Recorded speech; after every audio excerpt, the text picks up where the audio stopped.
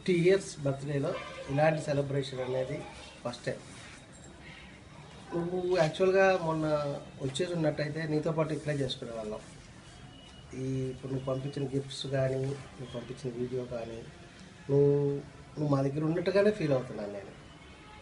నువ్వు నువ్వు దూరంగా ఉన్నా కూడా మాతోనే ఉన్నావు. ఎందుకంటే అసలు నిన్ను మిస్ చేసుకోవడం అనేది లేదు మాకు. అసలు నువ్వు మాకు దూరంగా ఉన్నావు అనే ఫీలింగ్ మాకు లేదు. ఎందుకంటే నువ్వు మాతో పాటే ఉంటున్నావు. నువ్వు ప్రతి క్షణం నాతో పాటే ఉన్నావు.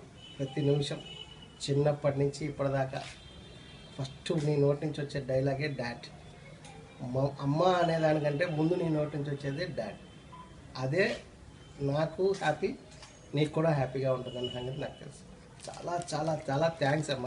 అంటే ఇవన్నీ పంపించినందుకు చాలా హ్యాపీగా ఉంది. బట్ అది ఇంకా నేను ఎలా ఎక్స్ప్రెస్ చేయాలి, చాలా అసలు.